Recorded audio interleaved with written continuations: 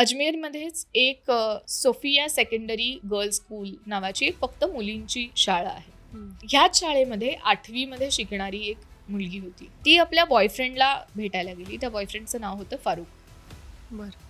आता तो वयाने मोठा होता साधारण, म्हणजे ही 8वीत असेल, काय 13-14 वर्षाचे साधारण असेल, आणि तो 20-21 वर्षाचा मॅक्सिमम असेल. त्या दोघांची भेट झाली, त्या दोघांचं बोलणं झालं. तिला ते आकर्षण वाटत होतं, कारण त्याची लाईफस्टाईल सुद्धा खूप एकदम भारी वाटणारी अशी होती. ते हळूहळू चोरून भेटायला लागले, बोलायला लागले. कधी कधी ते एकांतात भेटायचे, कधी कधी पब्लिक प्लेसेसवर कोणाला कळणार नाही अशा पद्धतीने भेटायचे. एक दिवस मात्र तो आपल्या स्वतःच्या गाडीत बसवून तिला त्याच्या फार्म हाऊसवर घेऊन गेला आणि भूल थापा देऊन किंवा तिला गळ घालून किंवा काहीही पद्धतीने त्या दोघांमध्ये शरीर संबंध घडले. त्या पुढे तिच्या बरोबर जे झालं ते अजून भयंकर होतं. तिला असं लक्षात आलं की त्या दोघांचे जेव्हा शरीर संबंध होत होते ते कॅमेरामध्ये रेकॉर्ड केले गेले.